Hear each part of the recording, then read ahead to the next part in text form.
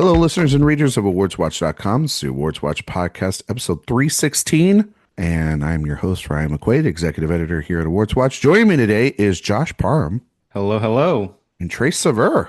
Hi. This is a pair that I never thought would get together. And I'm so happy that they're here together. You guys get to finally meet. Trace is meeting the gang, which is awesome. And we're here to talk about Wicked for Good. And the enthusiasm is through the roof for this episode. This is the one. You know, all year long I've been like, what's going to be the episode of the year? I'm pretty sure it's going to be this one. And I'm really excited to talk about it.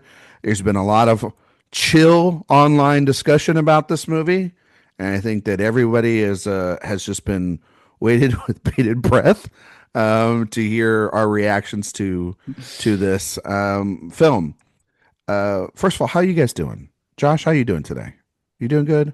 I'm doing very good. Yes, it is. We are, especially at this moment, coming right up on the full swing of award season. So I'm preparing myself for that. But otherwise, yes, I am doing just fine. Trace, how you doing, buddy?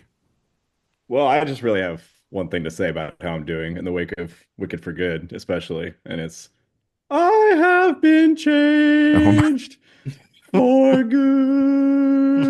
There it is. This is what I've been. This is the content I wanted today.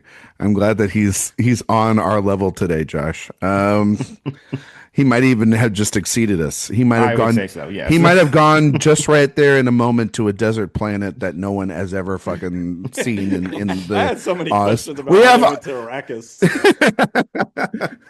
That's the thing about today is we are going to talk about Wicked for Good. We're going to talk full spoilers about this. Every question, every questionable thing about this movie, perhaps we're going to dive into it. And yes, we have an editor's episode that came out sort of with initial reactions from Eric and myself, but we really talked about a bunch of other things. And if you want to listen to that episode was out on Friday, but this is just going to be talking about this movie specifically, which is a box office smash hit. That's not even like a shock. It is going to most likely debut. We don't have the numbers just in as of right now, but it is most likely going to debut as the highest grossing opening weekend of the year, which again is not a shock. And maybe Avatar beats it. I don't know if Avatar's going to even come close. It might. Avatar usually doesn't open big. But it has legs. Legs, yeah. Avatar legs out. Yeah. Or as I like to think, Josh, it has great wings.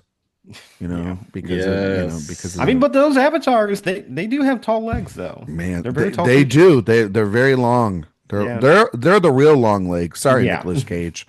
To be fair, I'm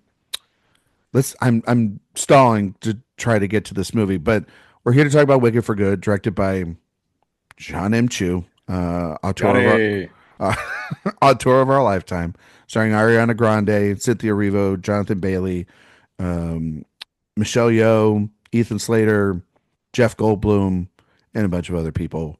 This is the continuation of the first film from last year, the Smash musical that has been put on the screen and decided to be split into two films. And last time we saw all these characters, someone was defying gravity. And now we've had a year intermission, and now we have to get back to our seats to watch the finale of this. Josh Parham, I'm going to start with you. You were a little bit more positive on the first film than myself last year, and you liked it. Yes, I did. Yes, I actually very much enjoyed. Enjoyed it. Film. Do you have a connection with the Wicked property? Like, have you seen the musical? Have you read the book? Obviously, the connection to the Wizard of Oz is that's I don't even have to ask you about that part. You know what I mean? That's kind of knowledge. That's just like, that's a layup right there. But to the Wicked universe itself, do you have a connection with that before you went into the film last year? And what did you think of that film again? If people don't know what that reaction was. Well, honestly, I don't have that much connection to Wicked in general. I did see the stage production of it. That was like in, I want to say like 2008 though. So and that was the only time I had seen it. But I do have a very big connection to like anything related to The Wizard of Oz. It was one of my favorite movies as a kid. I watched so many spin-offs and like sequels and other iterations of that story. So I more so just have a general affection to Wizard of Oz in itself as a property. And I thought the first movie was a very fun experience. I had a very good time with it. I thought that the performances were really good. I did appreciate a lot of the craft in that film. I thought it was definitely too long and bloated. I absolutely don't think it was perfect, but as a general experience, every time I watched that movie, I just had a blast with it. I thought it was super fun and ended on a literal high note. And yeah, I enjoyed the first Wicked. I did not need convincing or, from anybody else. I was mostly all in on that film. Okay. Trace, do you have a Hey. connection to the Wicked franchise? And how is your viewing experience on the first one? So, well, I'll start with my connection to Wizard of Oz, which is that I don't have a huge connection or like personal affection for Wizard of Oz at all. I mean, I very much I've seen it plenty. It is my stepmother's favorite movie, and I'm glad you've seen it. I have seen it, Okay. and it is definitely, you can say all the nicest stuff in the world about The Wizard of Oz, and it's all true, obviously, especially as an artistic and technical achievement for its time, and probably one of the most beautifully colorful Technicolor movies ever made. Um, I have never seen Wicked, the stage show. So really, Wicked Part One was my first exposure to the Wicked world. I had heard some of the songs prior, but didn't really know the extent of the story at all. I I just did not like the first Wicked, honestly. It was just not my jam. I did not care for it visually. I felt very disconnected from it both as an aesthetic experience and a story experience. And I just felt like anything that the first movie offered, you could get better from the stage production, and otherwise the movie didn't really add much to it. Was what I took away from it. So did not care for it much at all, honestly, unfortunately. And so I really came into Wicked for good, not very positive, not looking forward to it too much. All right. Well, everybody's well documented knows that I just had so much affinity for the first film. Oh yeah, you talked about it so much last year. Yes. Well, okay. Let's get the cards out on the table. I didn't hate the film. I didn't. No, just every time it was brought up, you talked about how much you didn't like it. Well, that's because it got really annoying, and it got really to the point where it's just like, what are we talking about here? We're talking about a kids movie, and we're trying to keep it serious with like these other films that were. It was mostly in the Best Picture discussion that I was getting annoyed with it, because it's like that movie's. Which, to be fair, money. I never argued that it should win. I know you did, by the way, but others did. Never said that. I thought it was kind of just like a product of really bad filmmaking, and the type of filmmaking I can't abide by. Like, I can acknowledge this, the performances were good, and they're the only reason that movie was even watchable. Like, there's no denying Cynthia Erivo and Ariana Grande know how to sing, and Jonathan Bailey is, well, he's the sexiest man alive. An angel, yes. Yes. There's nothing wrong about Jonathan Bailey. I love him as an actor. There are other questionable casting decisions, and we're going to talk about those in this film today. I'm sure. But and how they just continue to be baffling. But they carry a movie that looked like absolute gobbledygook, like looked terrible, that was lit terribly, that CGI was all over the place and just looked nasty. And then I thought about how the movie has so many ties to its original. It's a movie for the fans. That's what I started to realize, is that it's a fanfic film through and through. And then I remembered we have Act 2, which is even further that. Now, I was 10 years old when I first saw Wicked. on the stage, and I liked the first act because that's what I was kind of promised. What I was not promised was a retcon of, at least when I was told from my parents, right? Young impressionable Ryan was not told I was going to get a rehash and a uh like refixing of the Wizard of Oz, which is not what I had thought that was going to be about, and not because I didn't really know. I didn't know what Wicked was truly about. I hadn't read the book at the time, and I was young. That wouldn't have helped you much with the. That wouldn't have helped me much, to be honest. But that would have probably prepared me for what was going to come, which is essentially taking this beloved film that I love and fixing it for this, imaginary narrative. And Josh, I'm not, and Trace knows this well too.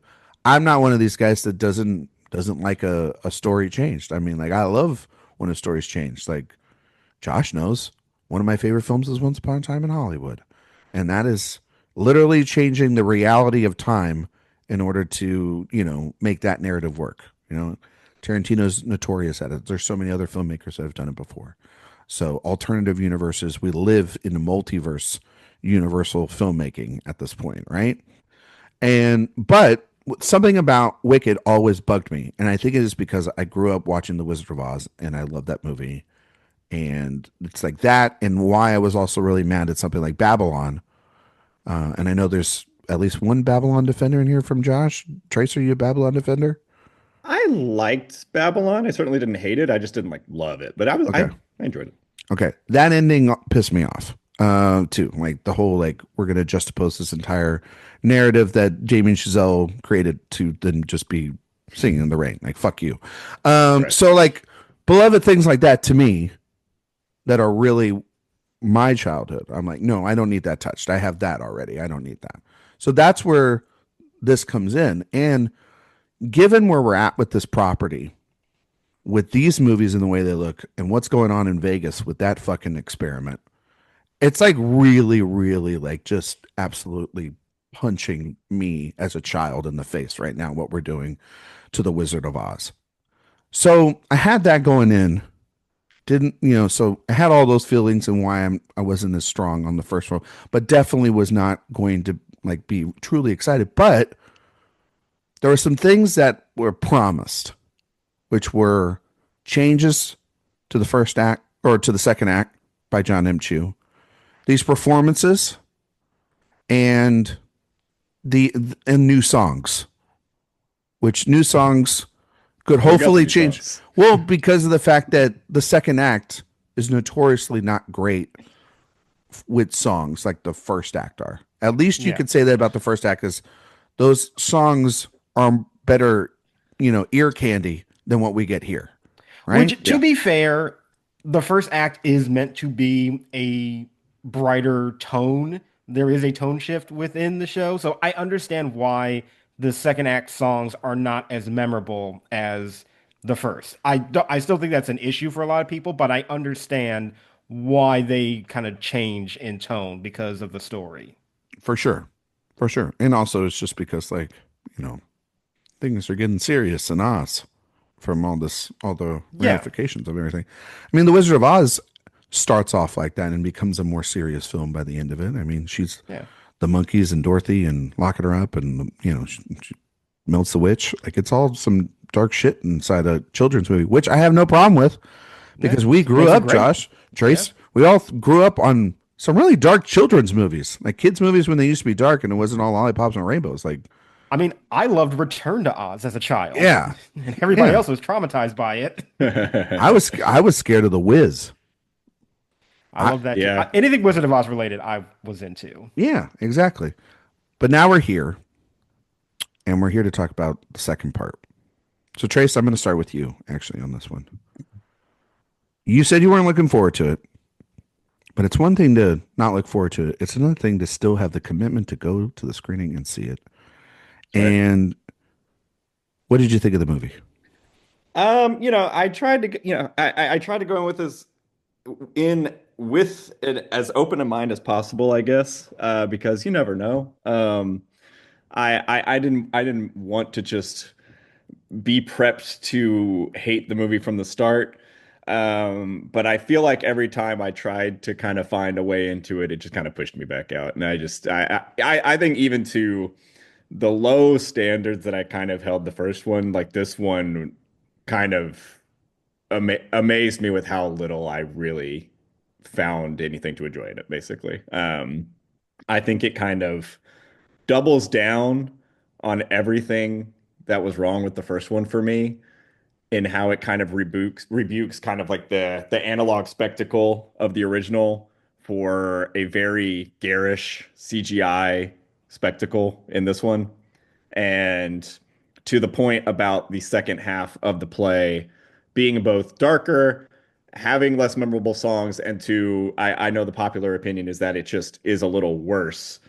I think that expanding that out to 2.5 hours when the entire stage play runs about 2.5 hours is just like catastrophic for this. And I think made this a disaster from the get-go, honestly. And the more it ties itself to the Wizard of Oz, I think it is really where this falls apart for me. I thought all the, as we were mentioning, and we'll get more into it, the Wizard of Oz story integration stuff into this made such little sense to me to the point that I was getting angry. Yeah, I did not care for it, unfortunately. That's that for right now. That was so polite. That's that for right now. Josh, again, you liked the first part. What did you think of part two? Yeah, I did like the first part, but I also knew what was coming and Yeah, knew that was going to that be helps a little bit. challenging. Yeah. So I certainly went in with an expectation of that they were going to have to do a lot of work to make this completely successful. And ultimately, you know the movie that I actually kind of thought of as I was watching this, and Ryan, maybe you'll appreciate it. Okay, we're gonna have some conversations about movies we thought about when Yeah. we were watching this. Go ahead. Sure. Yeah. I thought about Spectre I was just gonna say, I bet you thought about Spectre, didn't you, buddy? Really? because Spectre is a movie that I've always talked about as having high highs but very low lows. And ultimately, that movie is a fan service movie. And if you, A lot of it is. Yeah. I think like that was an anniversary year again, I believe. No, Skyfall was the anniversary. Yeah, okay. But it was Skyfall coming was off there. of Yeah, it was coming off highs of one. of Yeah, yeah, yeah, yeah, Skyfall. yeah. But it's like this is the new one for past the 50th, and it gave you a lot of it's a lot of winking at the camera in that movie, I feel. Yeah, but it is a movie that when I am enjoying it, I'm really enjoying it. But when I'm not, I think it's like very miserable. And that's kind of how I felt about this film, where I think actually the first like hour of Wicked for Good is really rough for me. Like I was having a Really? hard time with it. I thought it was the pacing was bad. The filmmaking, which I actually do stick up for a little bit in the first Wicked. I think there are some very well directed sequences in that movie, but this one, it was like every musical sequence was just a point and shoot. It was really blandly directed. I didn't like even the performances were like decent, but nothing was blowing me away. I was having a hard time with it. I think after Wonderful, the wizard number, it kind of started to get a bit better for me. I think that for some reason the atmosphere of the movie kind of shifted a bit, and I think I started to get more in the performances. I think the songs themselves are better after that point, and I was getting like kind of more into it. Not to the degree where I was saying like it ever reached the heights of the first movie, but after that point, I was more invested in the performances and the story for the most part to where it ended and I was like, you know what? I had a decent time with it. I didn't love it. It's certainly nowhere near as good as the first movie for me. But I think there were enough redeeming qualities from those actors and from some of those songs and set pieces that ultimately I could walk away feeling it was all right. I didn't feel like bad after it ended. For me it didn't. So I kind of was like okay on it. I'm mixed, slightly positive, but I definitely recognize many of the faults. And I actually will love to talk about the actual Wizard of Oz tie-in stuff because I have an opinion that actually the reason why it doesn't work is because there's actually not enough of it to give within the context of this story, which I'm looking forward to explaining more about that. But yeah, it's a mixed bag for me for sure. I come out of it slightly positive, but absolutely understand the criticisms. I actually not heard that argument before, Josh. So I'm genuinely curious, and Yeah. because that might lead to actually some fixes there for sure. Like I said, I walked into the movie with 3 expectations. John Chu promised changes to the second act. He has 2 hours to do it, 2 hours plus to do it. New songs and these performances. I'll get to the performances later. I think we're going to have a conversation. Maybe we're going to have a fight about that later. I'm going to talk about the fact that I sat down. I went to my critic screening early, and I was already trying my best to give this thing the benefit of the doubt. And an hour before the screening starts, I sat in my seat, and the other critics I'm with were coming in, and they started blasting the soundtrack to the first film. Yeah. For about an hour. Too. Yeah. And I'm talking blasting that thing. Like, yeah, I'm not talking. For us too. Yes. I'm not talking. Did that happen to you guys too? Yes. Really? Well, they played it. I would say they played it at a reasonable volume at mine, but they were playing it. We were having to have, because we were just having conversations with like, hey, how's it going? And we were having to go, hey, how's it going? Oh, yeah. We were like screaming at each other, and we're right next to each other. Like that's how bad it was. And I had to tell them, please turn it down. They were timing it perfectly. And there were people, it had regular fans in there. My shout out to my reps though, for the love of God. They did the right thing where they said, the person next to you may not know the songs or haven't seen the movie, so no singing in this room. And I said, thank you. This is not a sing along. Wait for December when those screenings come out. Not in this, because it's a critic screening. You know what I mean? It's a privilege for some people. So even though some people were dressed up, there were a lot of adorable kids there, dressed up as Elphaba, dressed up as Glinda. It was really cute to see. There were some adults that were dressed like that, and it was like Disney adult vibes. It was like, you have a day job. Like, what are you doing? Kind of thing. And so all that music stops, movie starts. I feel like John M. Chu once again lied. And I hate when directors lie. Because he didn't change really that much. He just fleshed shit out. And he fleshed shit out without, to your point, Josh, like fully explaining things, making it make cinematic sense. On the stage, it barely makes sense, but you can hide things on stage. You can hide most of the Wizard of Oz stuff and the Dorothy stuff, and you can say that it's all happening while this stuff is going on behind the scenes. When you're doing, it's like John M. Chu doesn't understand that he's making a movie, because at that point, then you, like when you're making a movie, it's hard to hide and mask so much of that. Unless you're just going to fully devoid yourself from that. But he can't help himself, because those cinematic tie-ins are also going to get people like normies in to watch this film. So he winks at images from The Wizard of Oz. He literally does it in the fucking first film, in the opening montage there to get, or like the opening scene to get to, to Munchkinland, where Glinda does her first song, right? You see Dorothy and the Tin Man and the Lion and the Scarecrow walking the yellow brick road, which is like, when you think about that in that context, it's like, cool, sure. But then you realize the context of what those characters are in this reimagining, and you realize all this imagery is stupid. It's dumb. Like, these tie-ins are stupid. The way they are put in, the way they are explained, the way they are mangled together, and it takes away from the ultimate goal of this movie, which is to be about these two and their friendship, and defying the norms, and defying the gravity, fact that, first like, of all. well, gravity, yes, but defying the fact that, like, these two are supposed to be polar opposites and there's a journey and all this stuff. And it, I think, undercuts even more than the stage does the emotional impact on this movie by the third act.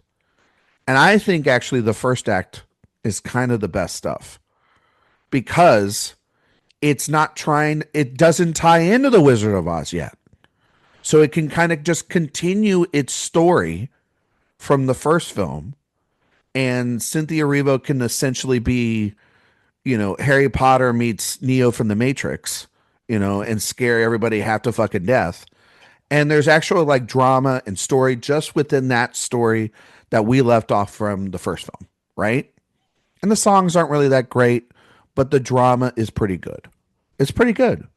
And then the betrayal happens on Glinda between Fiyero and Elphaba. And then that's when the fucking house comes in and the all, you know, and but also Ethan Slater in the Tin Man and all this shit starts happening. And that's when the movie does not deliver on the promises that his director made. It's like, you have to explain this better. You have to make this make sense.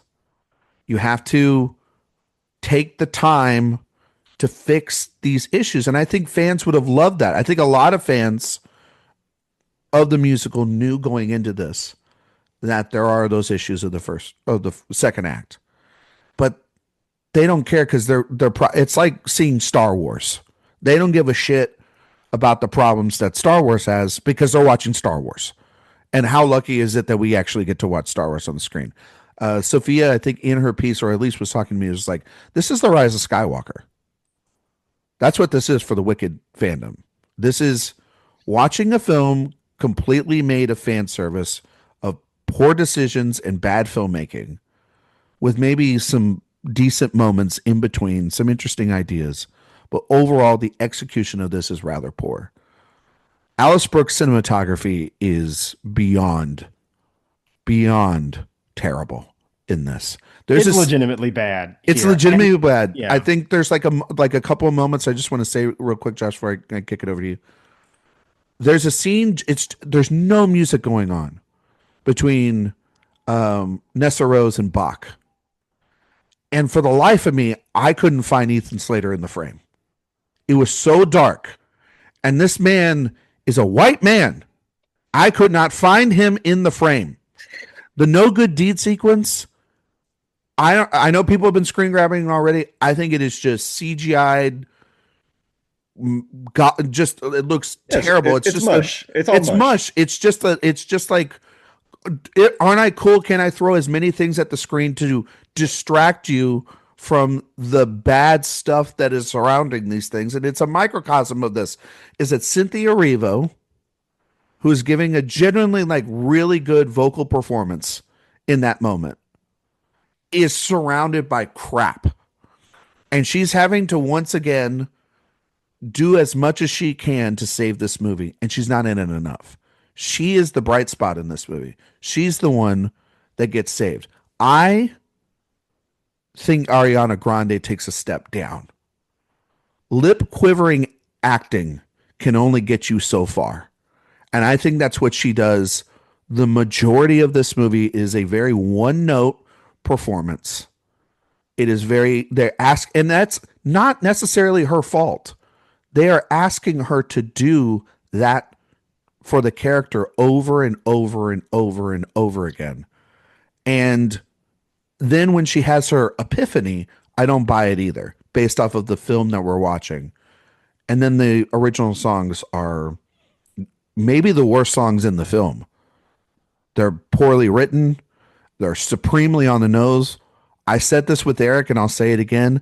The No Place Like Home feels like lyrics written by the Democratic Party to keep people to stay in their Republican states to fight in the midterms. And The Girl in the Bubble rhymes bubble back to back to back 3 times.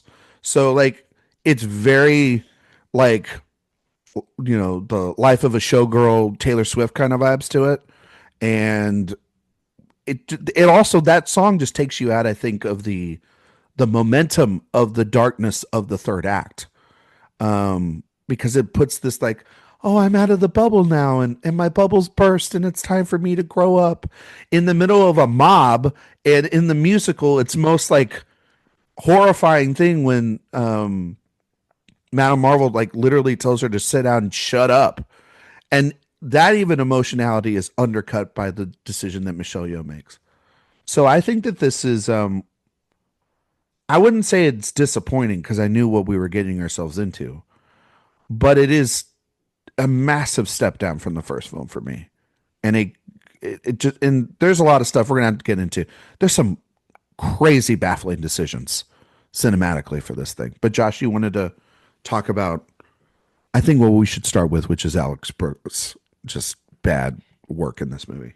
Yeah, and I will even be upfront and say that even with the first movie, I know that everybody complains about it, but to be honest with you, I didn't have as big a problem with how the first movie looked. There was really only one scene that I thought was like actively annoyed me with how bad it was, and it was Dancing Through Life because I just hated the blown out like windows in the back. Just kind of completely destroyed that That's scene. crazy because like you're such a Johnny boy.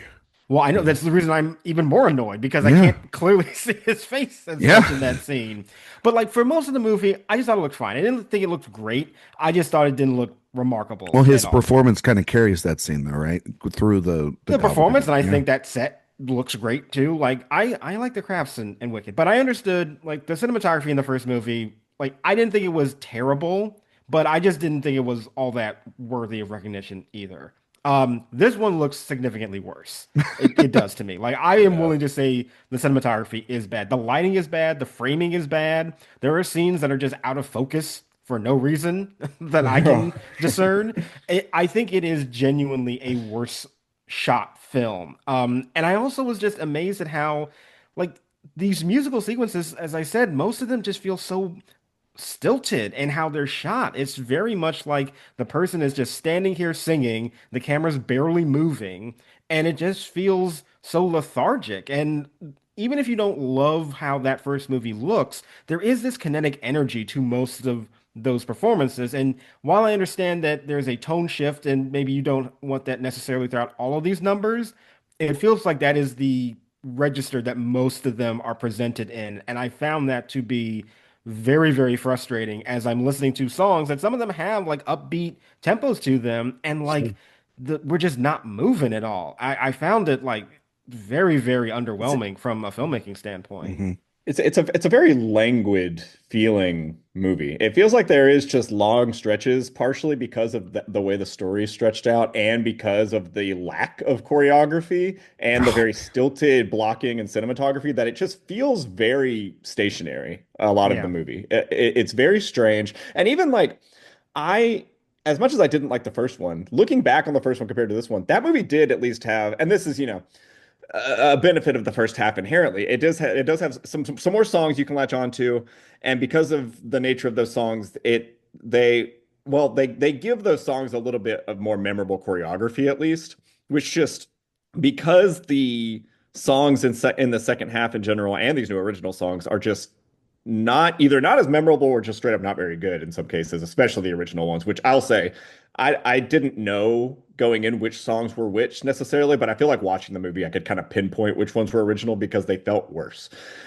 You mean like the one where they're like, tell us why we need to stay, Elphaba, and she's just like, you gotta stay home because no place feels like home. You know what I mean? will say though, between the two, I preferred No Place Like Home over Girl in the Bubble. If I had to pick one, I agree. Girl in the Bubble is terrible. The Girl in the Bubble is truly awful. It's an awful song, but I was like, wow, I didn't know Adam McKay wrote a song for the Wicked sequel. It was. I'm not advocating that it's a great song. No, I know you're not. It is the I'm not. One, but like, vote for it. But like, Josh, is my feeling on that song.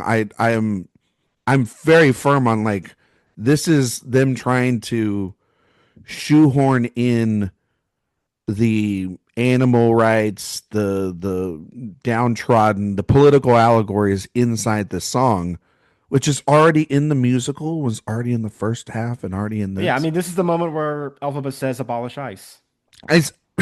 I mean, pretty much. And I stand with her. Elphaba was like, I've seen Perfidia Beverly Hills, and I too want to be a part of the revolution, and it's just like, yeah, when she said "go birds," it meant literally. Yeah. Literally, and then you're like, but then that is such a nerdy award season joke. I almost want to apologize for it, but I felt like I had to say it. But then, like, you have the song gets completely undercut by them throwing in maybe the worst cameo of the year. I did not love how they ended that song. Was Coleman Domingo's Cowardly Lion, which sounded fucking terrible. By the way, I'm not saying they did this. They did this. They fucking acted like this was such a goddamn big reveal for weeks. And then they announce it. It's like, it's Coleman Domingo. And you're like, wow, cool. What a choice. He has 3 lines in this movie. That's it. There's honestly no reason to hype it up at all, other than to just give another celebrity on the fans something they want. You know what I mean? Or give them a little taste of the movie they're about to get. It's completely fan service at that point, because inside the context of the movie, the Cowardly Lion has 2 scenes. One is him undercutting Elphaba, which is fucking terrible. And then there's the mob scene at the end of the film, which is even worse. I think, like, it just truly just a baffling decision there. And we'll talk about that later. And the lion in the show is like less than a character. No, he's a prop. Like, he is a prop. Shows up at one point, and it's honestly that you get of the it's honestly the right way to go. Like, you don't need to. These are the things he added in. Which, guys, and Josh, maybe you remember this more from the show than I do. Where the fuck are they going? What is this? At the end? Where is this fucking Dune, Greg Fraser ripoff land that they're going to? Like, where are they going? I mean, in the show, it is more just like they're leaving to go to the land beyond or something. Like, they just walk into a fog. It's kind of like to be like Lord of the Rings thing, where they go to the Undying Lands. Yeah, okay. But this is a movie that's like has to take things literally. So I understand why they felt like they couldn't just have them walk out into nothingness. But I mean, I know there are some things from the books where there is like a deserty area of Oz, but like I don't know if that's exactly what they're referencing. So my follow-up question, Josh, would be, who went back? Who knew that they were going to that world? And when Galinda takes over Oz, who went and got them? Because they come out at the end and they're like, we're liberated, we're free, we can be back in Oz. And I'm like, yeah, but who knew they were going there? And who went, like, you know what I'm trying to say? Like, it wasn't a really... Like the animals coming back in? Yeah, like, who went in there and was like, you know what, I'll go get the animals, guys. You know what I mean? Also, what are they eating? Because this is like a couple of weeks, probably. Like, it's just sand. I have another plot nitpick, and this legitimately might have been something that is explained in the movie that I missed. How did the man that I mostly know as SpongeBob SquarePants on stage, Bach. Bach. How did oh no, it's not him, it's actually Fiyero. I was just thinking of Bach. How did Fiyero know that Elphaba was hidden in the castle to come and save her at the end? Like, that doesn't seem like it's communicated between any characters at all, and yet at the end of the movie he's able to come and rescue her. Why would he even be in the group in the first place? Yes. So this is actually the thing when I was talking about how I think this movie actually would have benefited with some more Wizard of Oz stuff, because in the show, the references to the Wizard of Oz are really treated more like jokes. They're more so like, oh, you remember Dorothy? She just said goodbye to her on the yellow brick road. We just sent that little girl off on her way. You know what I mean? Yeah, in the show, they're really not meant to be taken that seriously in the overall plot. And I think that works on stage, especially if you can get like an audience reaction from like the reference that you're making. Yeah.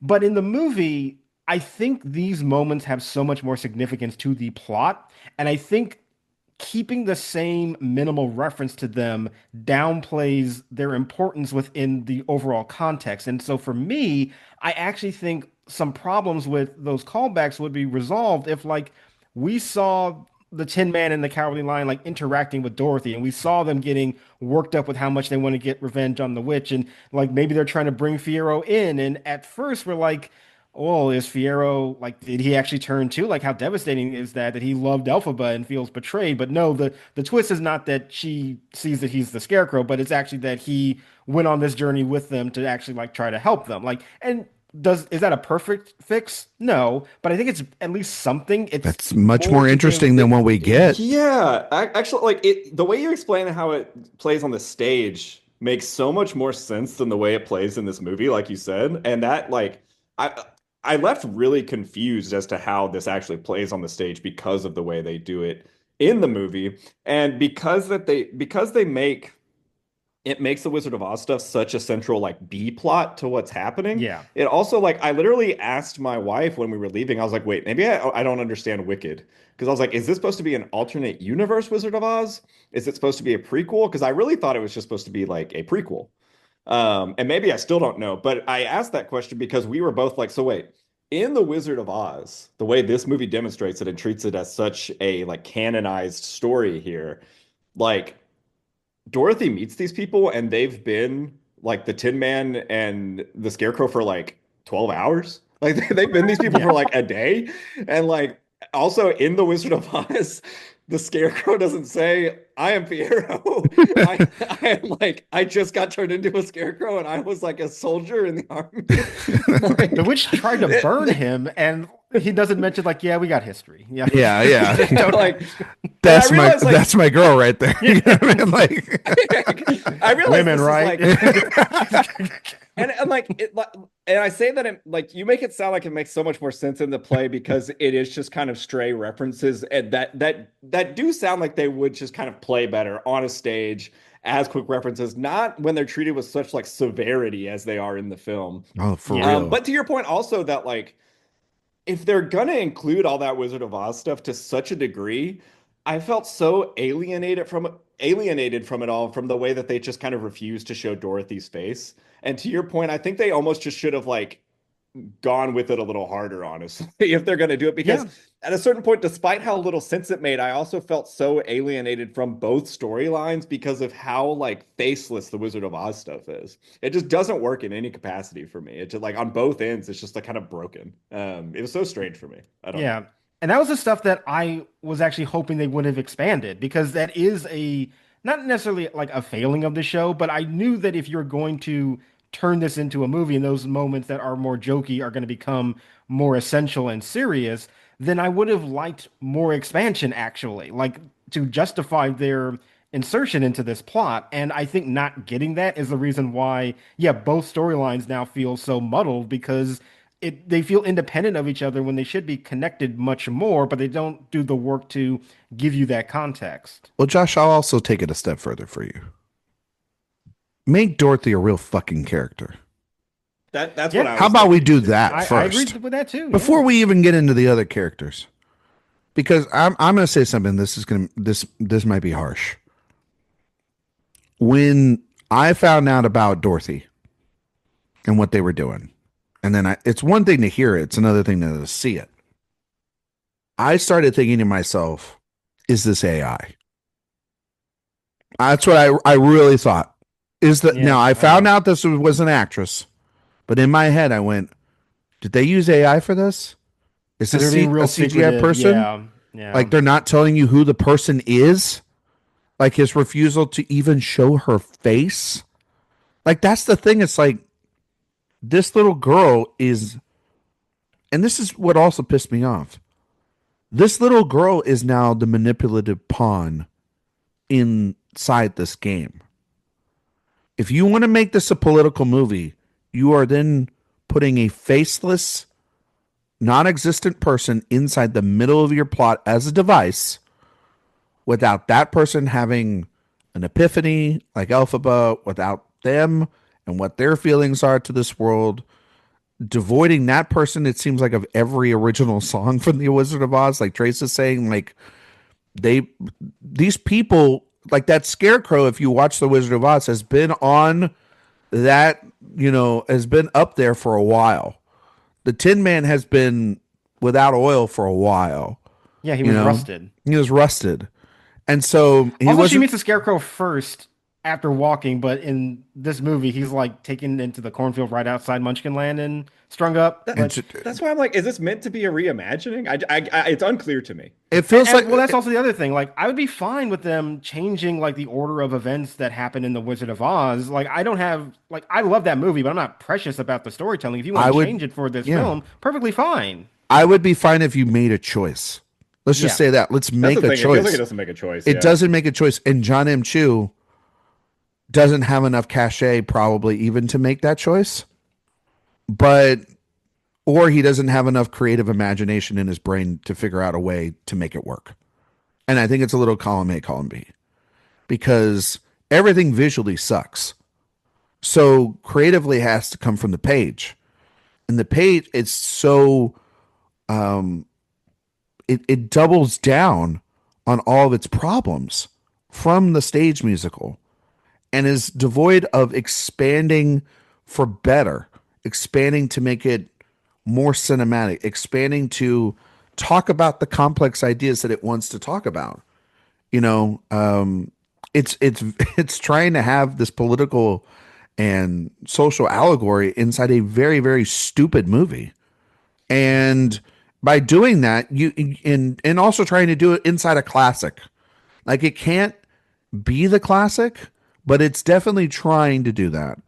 It's trying to give the audience member berries while also trying to switch their brain up for this plot. And so you have this reimagining, this reinterpretation, what we see the original films, the first film storyline. And then you have this Wizard of Oz stuff that's put in there. And it's two competing tornadoes in the night just kind of clashing together. And they don't meld into anything. And then the film is so heavily impacted by it. And the decisions for her to be like a first person shooter character to then like, there's a moment that will be imprinted in my brain when I think about this movie. And just the geography of where people are at in a scene. So the wizard, just like he does in the original Wizard of Oz, tells Dorothy, bring me the broom. And all four of them are inside that place. Which, once again, the non-reveal of Fiyero, which I believe in the stage musical, we know who Fiyero is at this point. And if you have an assumption that, yes, he's the Scarecrow, but they also say that at the end. Like, she's surprised that he's the Scarecrow. But also, they do the same thing. We're not idiots either. Like, it's there's hard. only so many characters also in this movie. So there's like only a couple of people, and who could that Scarecrow be, right? Yeah. I wonder who Elphaba's father is in this story. It's a complete mystery. Wink, wink, wink, wink. But no, is that so they go outside the tandem, the Fab Four of the Wizard of Oz. They go outside, and somehow Bach and the Cowardly Lion go on their own little side quest with the villagers to rally up the mob, kind of, Kill the Beast style with Gaston. Where the fuck did Dorothy and the Scarecrow grow? Like, where in that scene? Yeah, I had this conversation with Annie after the movie as well. Where are they? That was a big problem for me as well.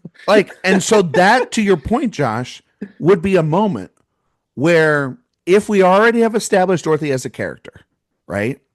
Which honestly, like, Universal and like, what is it? It's Warner Brothers, right? That has the original rights to Wizard of Oz? No. To the movie. To the movie, right? Yes. Okay. So maybe make some new songs for Dorothy. Maybe make some new songs for the Scarecrow. Like, there's nothing wrong with that. Like, make some new stuff for them, right? And give them an actual connection, an actual plot. So then they can have a scene to the side here being like, this is wrong. She's not bad. I'm in love with her, to fix your plot. And maybe have him be more of like trying to do the whole melting thing, because he is the one that actually knows that it won't work, but like he is the one that maybe suggests it and tries to rile people up, and then the twist is that no, he was actually still good the whole time. Like, Just something to and give that he's been on the inside of what it is going on in this other storyline, so that I understand how it is impacting the main one that we've been following so far. No, for sure. Yeah, that makes sense. The integration of the two storylines would still like have a lot of nonsensical stuff and like a lot of inconsistencies between the, but it would at least like, yeah, make these two stories happening like feel more cohesive than they do in this, in which just I feel like I'm just ping-ponging between two completely like irrelevant events from each other, basically. And besides that stuff, there's all the fucking flashbacks to the first film or to storylines that should have just been in the first film. Because they have to remind you about the good movie. They gotta remind exactly. It's y'all like this one. So fucking Rise of Skywalker fucking memberberry bullshit. Like you're just sitting there and you're just like, my God, you can't help yourself. And because I think of it like this, right? And Josh, Trace, you guys both know I wasn't the biggest Dune 2 fan, right? As I was Dune 1. I like Dune 1. Neither was I, so. But that movie doesn't treat us like a bunch of fucking idiots in that we're going to show you a bunch of scenes from Dune 1 inside this movie, because Denis Villeneuve's trying to make this, is if you watch this in one sitting, you get the full story of Dune, the book there, right? That's his goal with that. He's trying to Kill Bill it, right? With volume 1 and volume 2. He's trying to like make it all one movie. John M. Chu is trying to do that. That's what he wants you to do, but he can't help himself with these flashbacks to when they're humans, to flashbacks to Glinda, this whole fucking scene that we never saw in the first part with them in like this fucking meadow that I don't care about. Flashbacks and to the songs and to, important moments from the first movie. And there's so much of that in there. It's like it doesn't trust the audience that, that for a movie that made like $700 and something million, it doesn't trust then the audience that it's catering to be like, hey, remember 1 year ago when we watched all of this movie unfold? Yeah, and I could get if it's an in montage. If like it's a montage at the end, to kind of, culminate everything, right? But it's not. It's sprinkled throughout this movie too. And I think that's part of the movie's loss of momentum, along with this two storyline stuff, is then it's also the main storyline is fighting with itself to continue to go forward here while obviously looking back so much throughout it. Right? Like, I'm not crazy about saying that, right? No, the storytelling is a mess. And it's shit. I knew that going in, but it is disappointing that given the opportunity they had to include more elements of this story to make it, if not completely fix it, but at least have more logical steps, it is disappointing that they instead just chose to expand moments that were already here. And it's like, I don't need that. Like, I don't need more of what's in the text already. I need the text to actually like include other things. And I would have much preferred that. Now, I will also just want to mention that, we're talking about everything that it doesn't work about the film, but there were things about it that I did like. I know that might not be the consensus in this group, but I did like some elements in the movie. And I do think that after Wonderful, the wizard number, which I hated that sequence. But what, Wonderful? Right after, I hated it. No, to me, the wizard songs feels like something that you give a veteran stage actor something to do in the show, but should absolutely have been cut in the movie. Like those songs had nothing. They should have been like even Sentimental Man in the first movie. That should not have been in there. Well, it should. Listen, I love Jeff Goldblum just as much as anybody. But it's also horrible casting. It's bad casting. It's terrible casting. Yeah. Between that casting, and I'm going to say it, and I don't give a shit about hurting anybody's feelings, but Michelle Yeoh as well. She's fucking terrible in this movie. She's not good in the movie. She sings. If you can call it that, it's like a car accident happening. It's terrible. She's awful in this movie. And then her acting choices, she's essentially just playing her character from Crazy Rich Asians without any redeeming quality. Like, that's what she's playing. And because she's playing a very mean and cold character. She's a villain. And the one thing about the stage musical that makes her character so menacing is that moment where she finally turns on Glinda and tells her, like, and like screams to sit down and shut up and shoves her to the floor, essentially. And that's really Glinda's epiphany is how manipulated and abusive this whole thing has been, right? And in the film, it's so quietly handled. There's nothing menacing about it. It undercuts every emotional avenue that character could go on, that relationship. And also, we've just seen throughout the entire film and in the first film how much Madame Marvel fucking hates this girl in the first place. So there's no like, oh, maybe she's turned a corner or maybe she does like her. And then she's like, no, it's been, I've hated you from the start. Like, there's never been any of that. There's no ambiguity about where that relationship stands. And in the play, there is a little bit of that. And for a movie like this, I would argue a lot, though. Yeah, she's pretty upfront in the play. I know, but like she doesn't like Glinda. But to make that turn work for that character in that moment in the musical, I buy it. In this movie, I don't. I think you buy it because the performance is better, and Michelle Yeoh is terrible in the film. But she made a choice. But she and John M. Chu made a choice here, Josh, for that character to deliver that line as lazy as possible, in my opinion.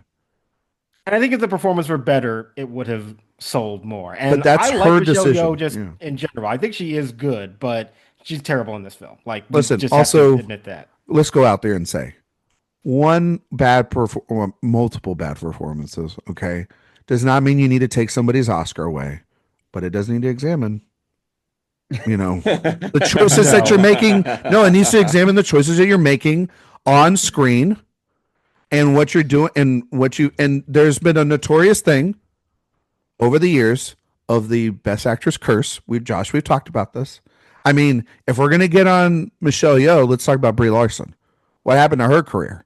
Like, she's doing like Fast and Furious cameos and stuff. So I'm just I've seen Mikey Madison's wig for The Social Network too. Like, I want to know what's going on there. So point being, not taking away anything from Michelle Yeoh. We all know I don't think she should have ever won that thing, but she has it and it's hers. And yet she's not immune to criticism when she's delivered a bad performance in here. And I do think a lot of that has to be because she's so one, it's the choices she's making, but two, she has such a close relationship with John M. Chu, and John M. Chu's not going to say no to her because he's indebted to her for being in Crazy Rich Asians and then also being in this. I think that like it's the part where a partnership needs to like have a conversation about the choices that you're making, and neither one of them are making the right choices.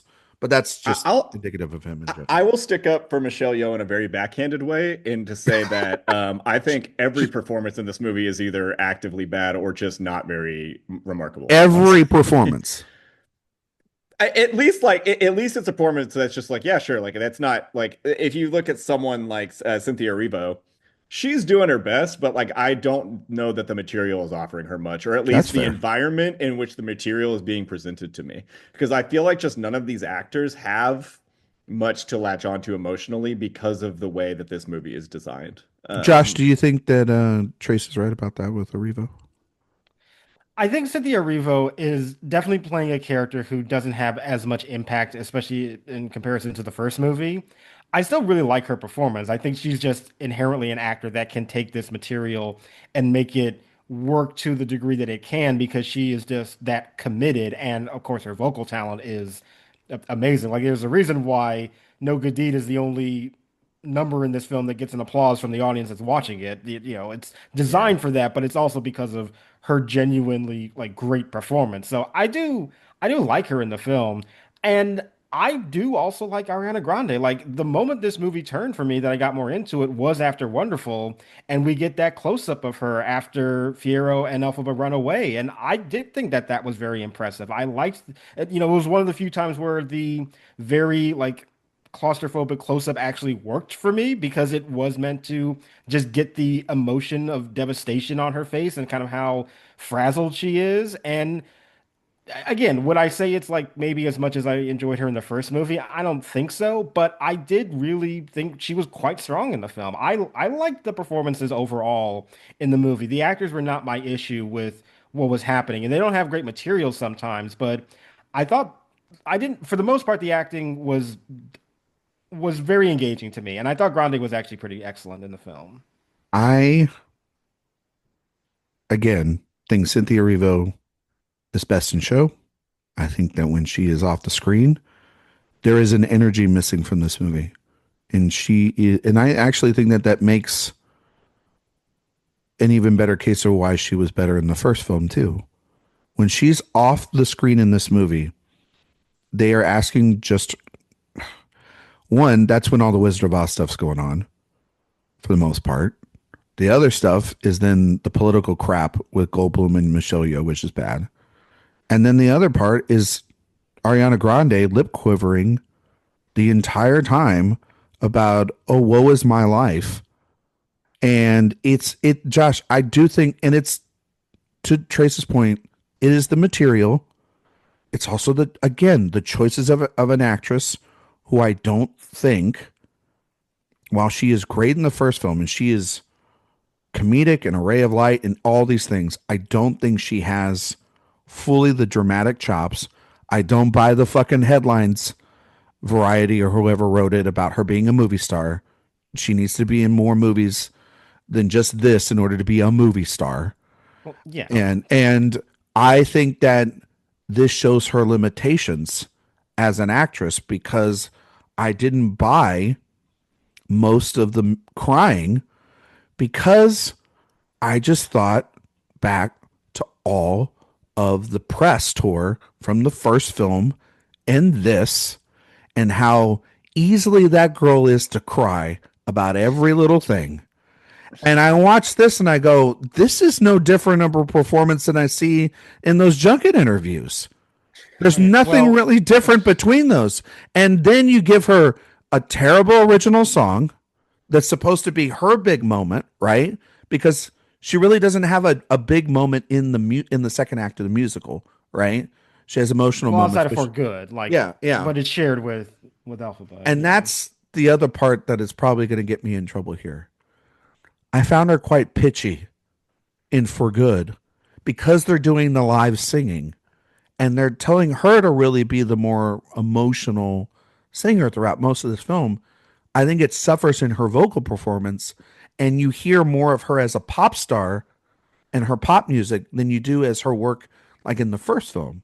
And there's sort of a breaking. I heard, maybe it was my ears in the theater, but I was hearing the Glinda voice fade at times. And when you put her up against Erivo in this film, and really in anything, but really in this film, Erivo just knocks her out of the park in terms of a vocal performance. So I think that like For Good doesn't hit that for me, mostly because like the movie doesn't earn that moment. But just from a vocal performance, I think Cynthia Erivo just like knocks her out of the park. And, you know, she doesn't get to have that moment either. I do think the door scene between the two of them, there's that shot of them at the door, honestly, was one of the only smart choices John M. Chu made. It's like the one by inspired. accident. And it's the one that like he had to fight for. Yeah, it was by accident that the girls actually made up, and then he had to fight to keep it in. Like the girls made those decisions. And I went, when I found out that, I went, God damn it, that's like one of the only great things I have to say about this movie. It's like, that's actually great. I wish we had more of that. I wish he actually didn't direct.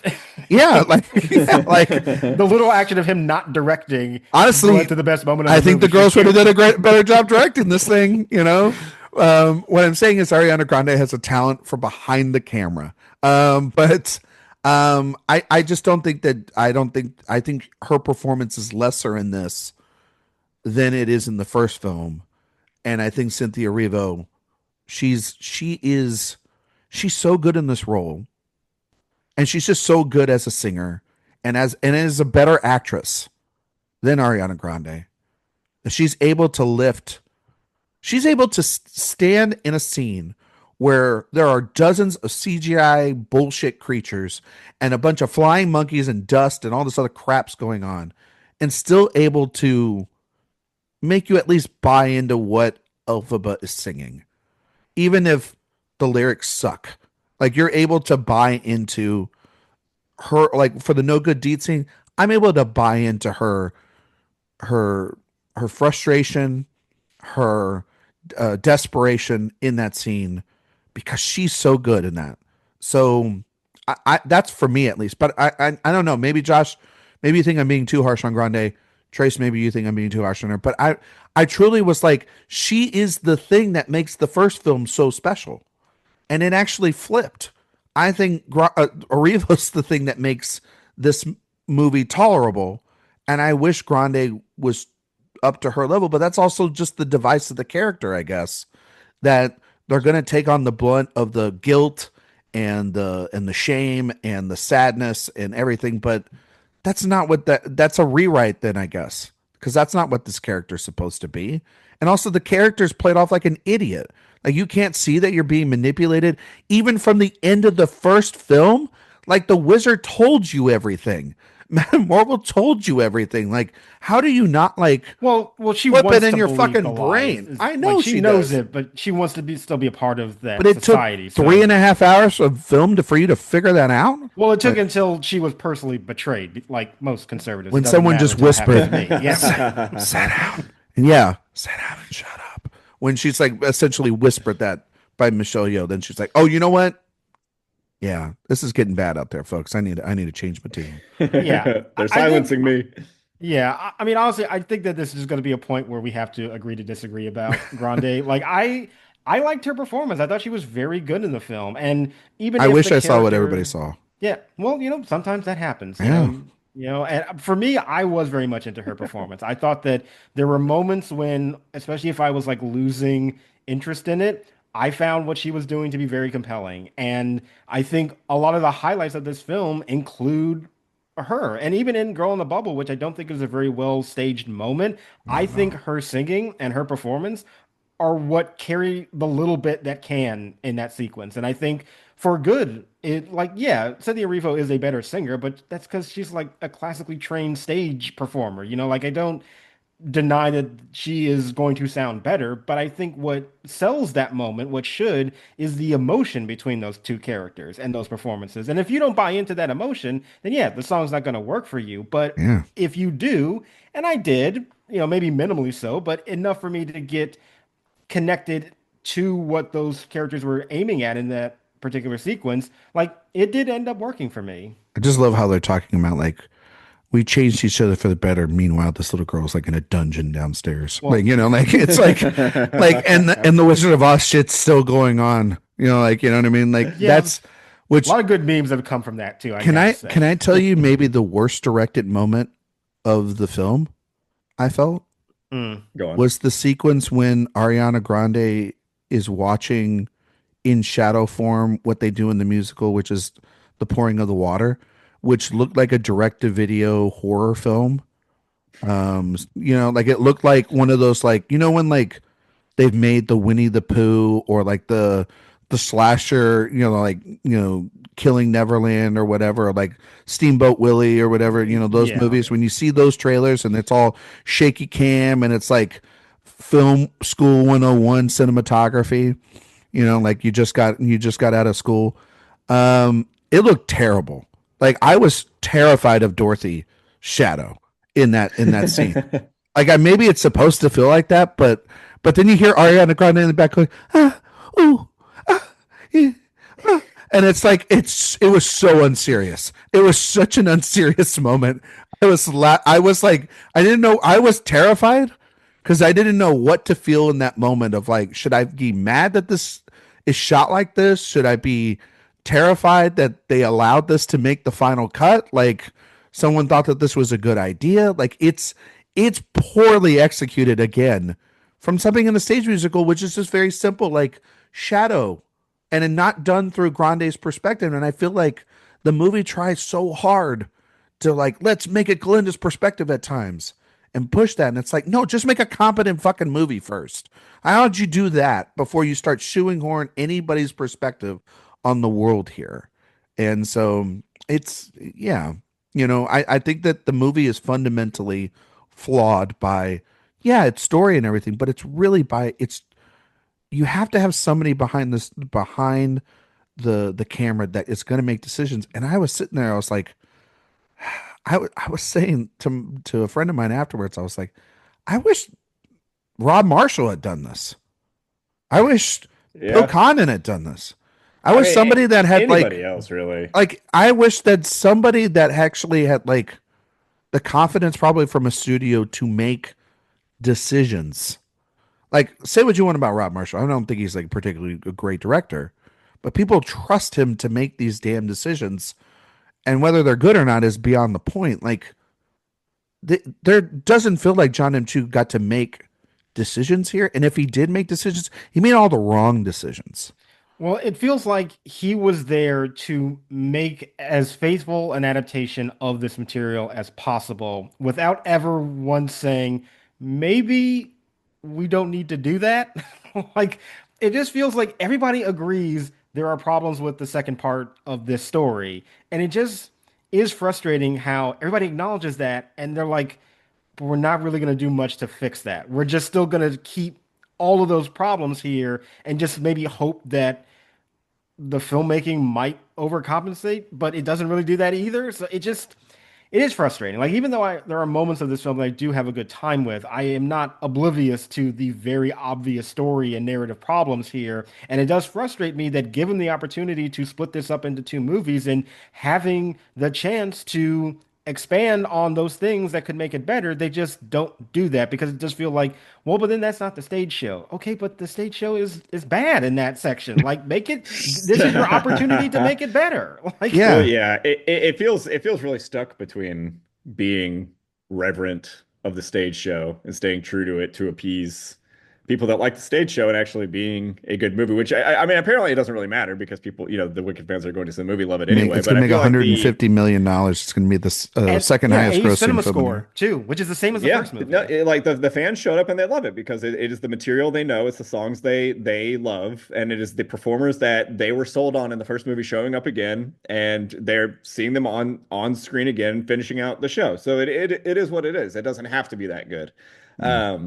I do feel like for our purposes, as people that are kind of, a little bit more wary of it, the answer obviously is just this should have been a 3-hour movie with an intermission in the middle that came out last year or this year if they needed. And we were done with it. But yeah, we were done with it. And you know what? I would have been much more forgiving to it. I probably would have just been like, okay, sure. Like I kind of get it a little. I don't know that I still would have liked it that much, but I would have liked it far more than I now do, seeing it split into these two sections where the back half is made extraordinarily worse because of how they have to extend it out, and the way that it just feels like a big the way that separating it into two halves, compounded with all the Wizard of Oz like iconography and fan fiction, fan service stuff in there, makes it feel like another just like Hollywood franchising cash grab product sort of thing. It feels like it makes it feel like IP mining even worse than it does even just in like the stage play. Which it like I said, if it was just one final product, it would not have come off quite as egregious to me.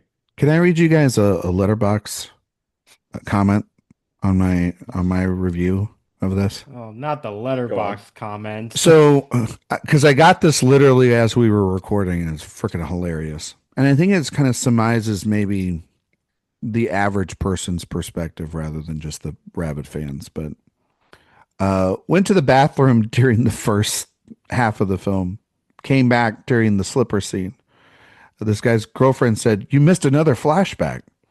He said, "So considerate of John M. Chu to give us so many chances to step out without missing anything in this film." And that's kind of how I felt as well. It was like, God, people who could just come in and out of this movie and not really care.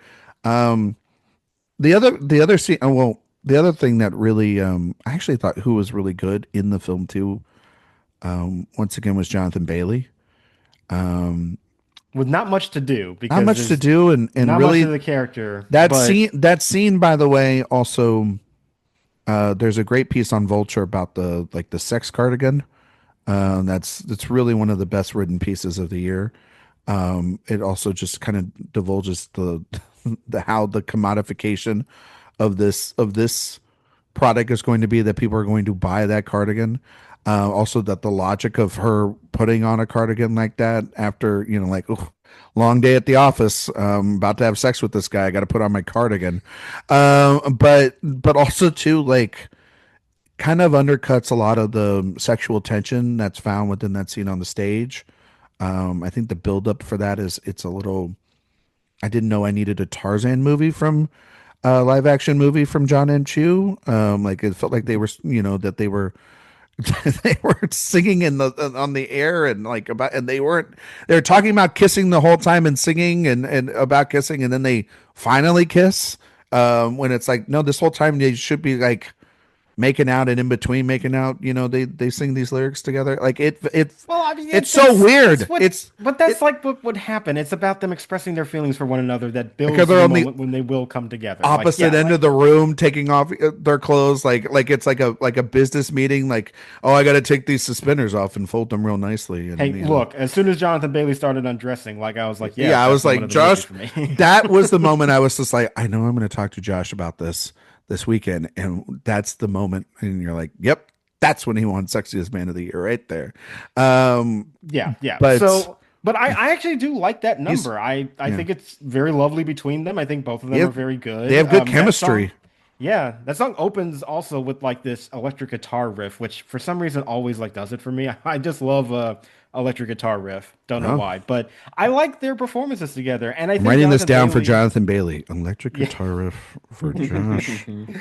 But I think Bailey, especially in this movie, because he doesn't have much to do, he has to do a lot with like his face and his eyes.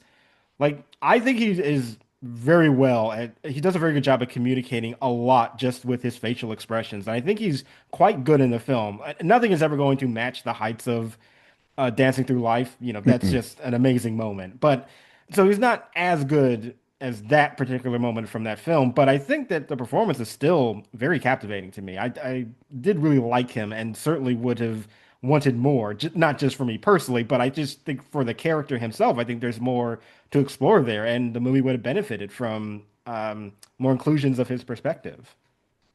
Yes, I totally agree. I think he's better in this film.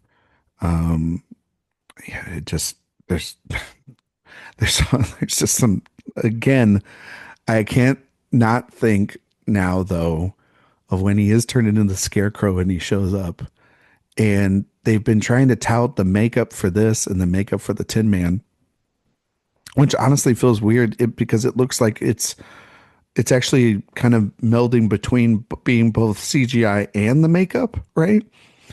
And like the Tin Man's legs, obviously that's CG because there's like. But to me, it's very Uncanny Valley. What Ethan Slater? I'm gonna say I like the makeup. And the bag that Jonathan Bailey has on his eyes, I can see some of the skin on the eyes and in the mouth areas.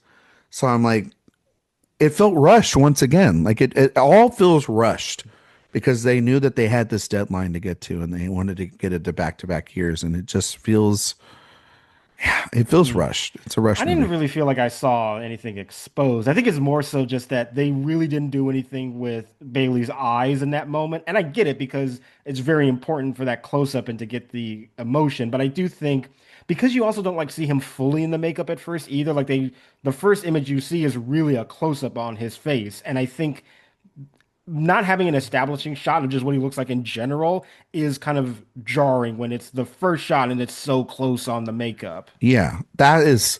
And then, I mean, it has been funny that people have been like saying it kind of looks like Ryan Reynolds, which I don't know what that says about Ryan Reynolds and his face. But see, the one I like is people posting the scene from Pearl where she's like with where she's like having sex with the I'm married. Like when she says that, oh, it's so good. Trace, you get to be a part of this last conversation. Joshua, awards chances for this thing. It's been very fascinating to watch the Grande stands and the fandom online, and everybody sort of tear themselves apart when the critical reception came in, and it was quite more mid than the first one. Not that that was unexpected, but this movie is now going to make a ton of money, but it is placed in I think, a more difficult Best Picture field than last year for its path. And even still, I would say that the movie finished like fifth or fourth in the lineup if you wanna just judge it all as a whole. Like between it and Complete Unknown, you can kind of flip a coin. But now it'll be very interesting to see how the Academy takes this. I know a lot of people are very much on the Grande it's going to win train, and we can talk about that in a second. But how do you see this film, Josh, playing with the Academy? Do you think there's going to be a bit of a dip this year, not just because of the quality of the film, but because of the field, and that every year is different, right? Every year is different, and also just in general, there's usually a dip between a first movie and the second movie. I mean, even Dune. I was going to say Dune.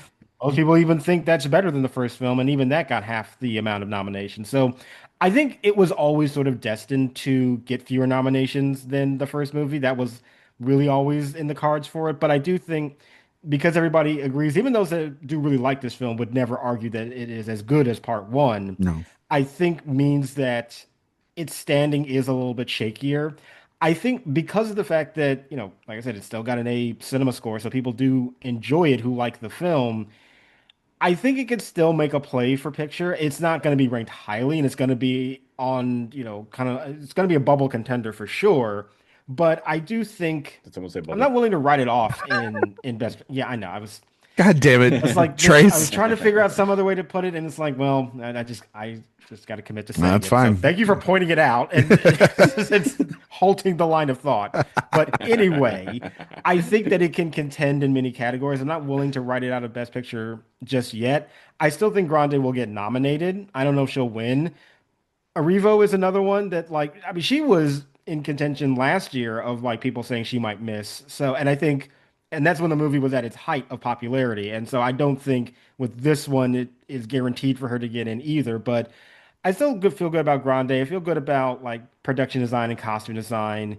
Makeup, I think, will get in because there's also sort of a legend who's working on this film. But some of the other ones, I don't know about visual effects. I don't know, about even sound. Yeah. I don't think editing and score are happening. So it definitely is going to take a dip. But I'm kind of feeling 4 to 6 range of nominations for it. That's sort of where I'm at with the movie now. That makes sense. It's Josh, and just definitively, not a director play, right?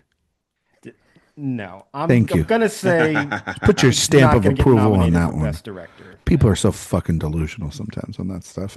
Trace, some people like the clicks. Yeah, they do love the clicks, don't they? They do love them clicks.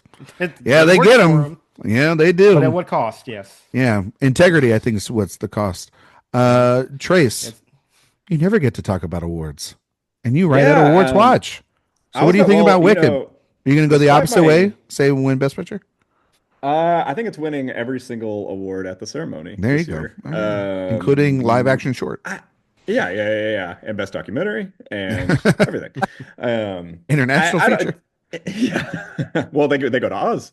Yeah, that's true. That's fair. That's fair.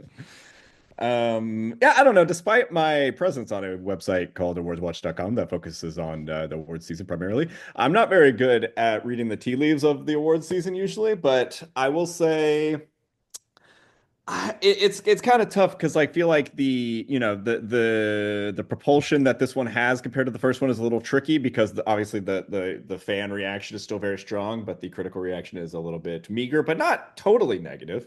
It has if we're looking purely at Rotten Tomatoes, let's say it still has a fresh rating, it's just kind of barely eking in there. Did it get back up on fresh? Because I saw it was at 69%. Oh, last time I saw it was at 70. So okay, maybe I have to double check. I don't know. It's at 69. That is still fresh. It might not be certified fresh, but it's still at 71%. Okay, right, so that is a fresh rating as of now. Yes, 60% and up is still fresh. Yeah, but in my head, I don't think that's like, I know that might be fresh, but like old I mean, school. that's like mixed lean positive to me. That's it's definitely tepid. Yeah, it's a tepid response. Exactly. What was the first films? Like it had to have been in like the 80s, right? I would assume 80 something. Yeah, 80s or maybe high 80s.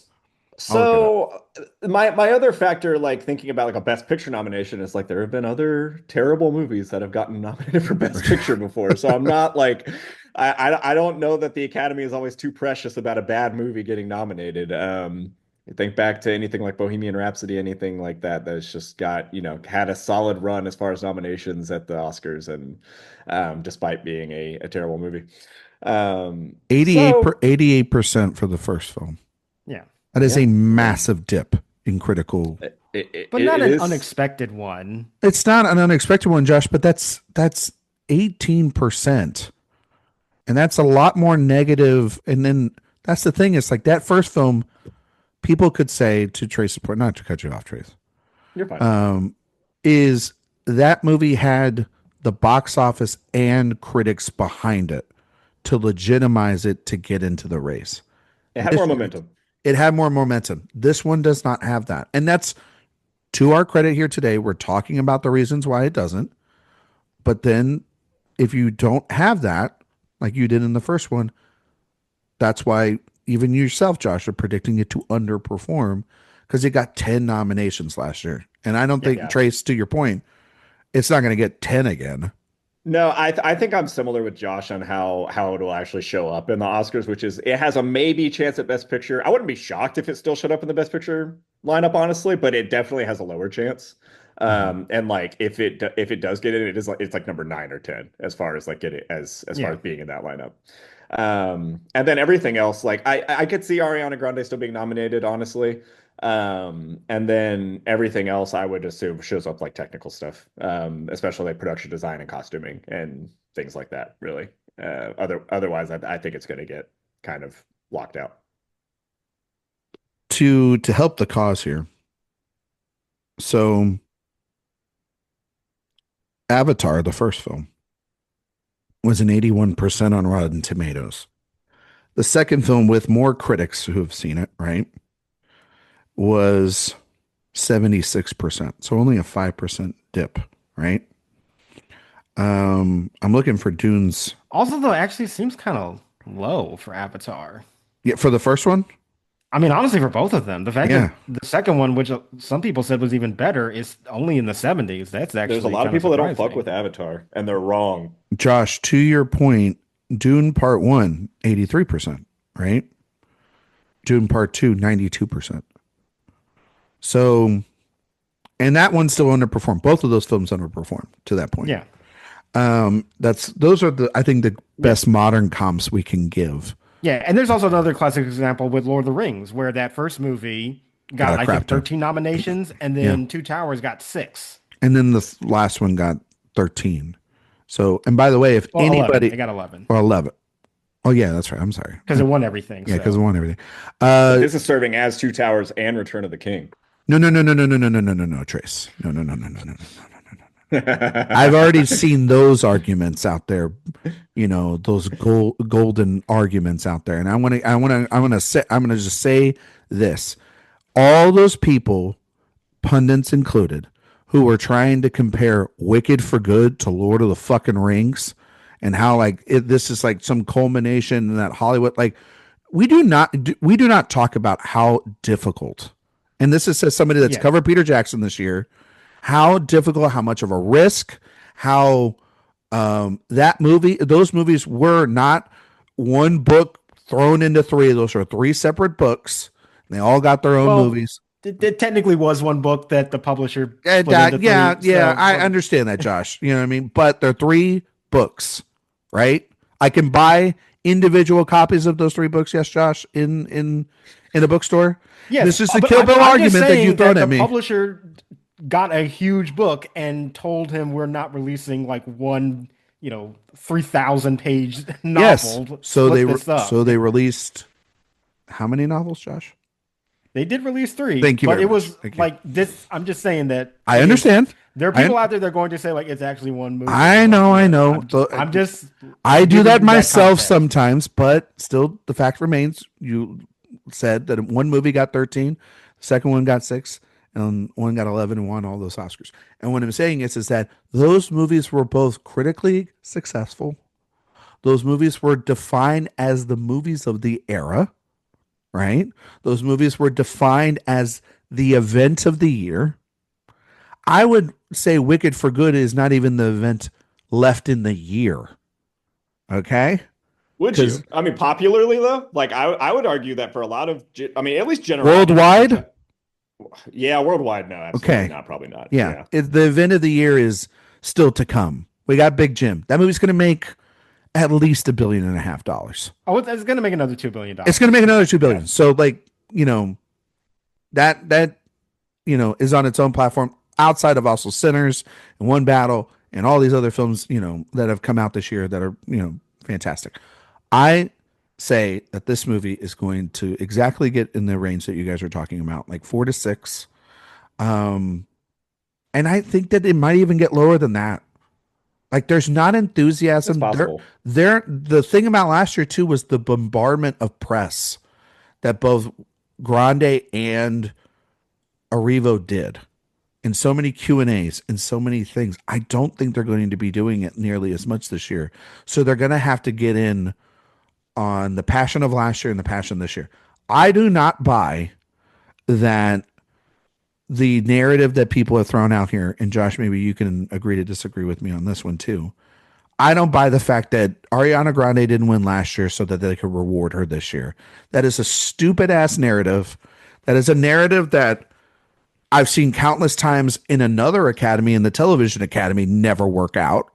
So why would all of a sudden after 1 year them turn around and be like, you know what, we screwed it up last year? No, they loved Zoe Saldana, and I'm going to say it, they loved Emilia Perez. If that movie didn't have the controversy that it had, that's probably your best picture winner last year. Yeah. That is the truth. So. They nominated that movie more than any other motherfucking movie last year.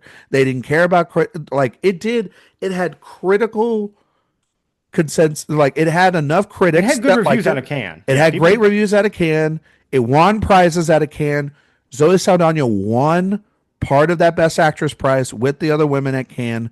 Like, it was a deal, and it went to all the festivals, and she campaigned her ass off for it.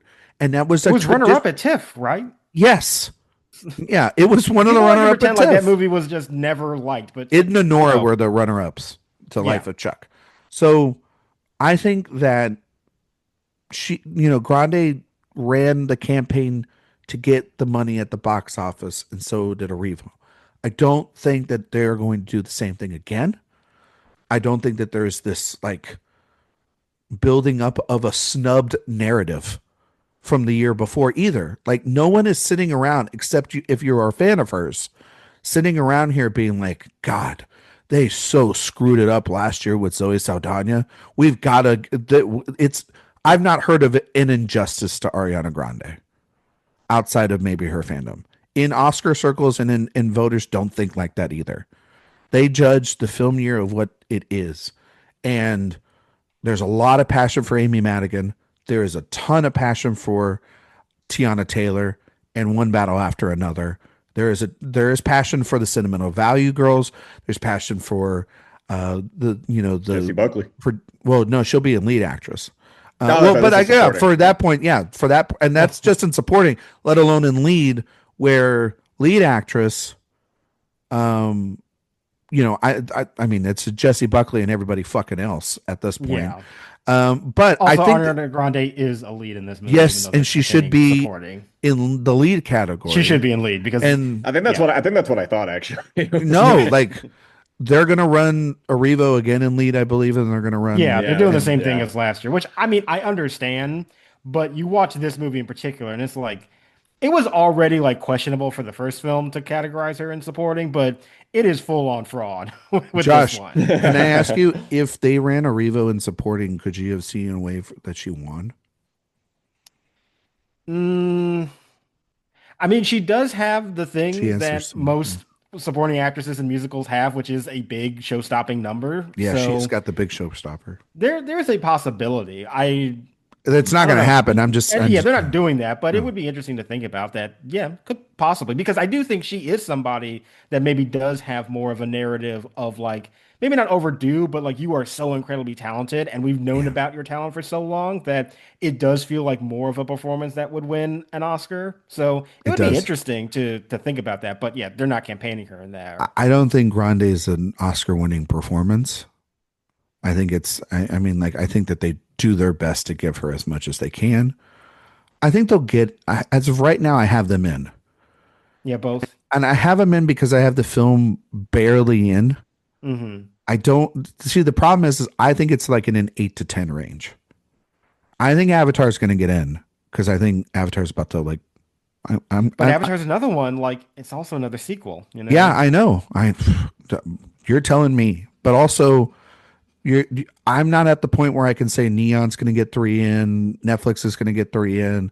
I don't know what the passion is for any of the Searchlight films. I don't know if like Sony Pictures Classic can get Blue Moon in if they're trying to get Ethan Hawke in. Like there's like it. So it just comes down to like, do they just nominate? And I don't know. And I don't think Focus like we've done it before. We're out of options. Yeah, we're out of options. Like I really think it's like it was good enough. We'll just sneak it in. I just think that like, yeah, I don't, unless there's like a movie that critically does well, like a Nickel Boys, where like it starts winning all the critics prizes. But I just think One Battle's can start winning all the critics prizes. And so I don't really think that there's going to be like this small film that comes out of nowhere that gets the hearts and minds of everybody. Maybe I'm wrong, but we're just not at that phase yet. So Chalk picked. I think there is one that there is a smaller movie that's I think could break in, but I don't know if it would even be at the expense of Wicked. I think it's Train Dreams. Yeah, but then again, like, what are you again? Like, if you have Train Dreams in, I think Frankenstein's pretty in at this point. Yeah. What happens to Jay Kelly? You know, which is a movie that has done really well and at campaigning itself. So again, I'm not there yet with Netflix to put 3 in, let alone even 2 in, because you're talking about Neon getting 2, Warner Brothers getting 2, Netflix getting 2. That's very, very rare that multiple studios get 2 anyway.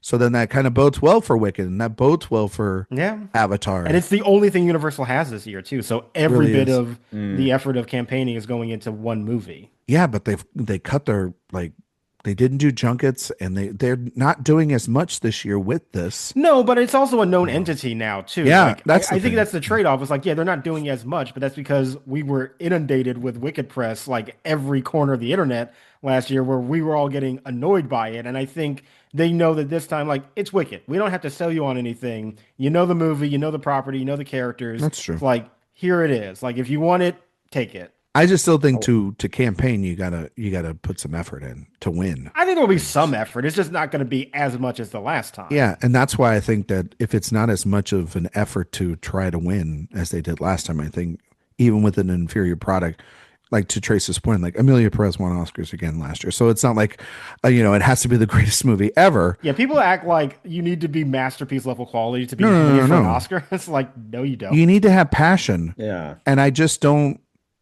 I don't see the passion. There wasn't enough. If there was passion last year, she would have won a prize on the telecasts. Even Critics' Choice, she would have won that.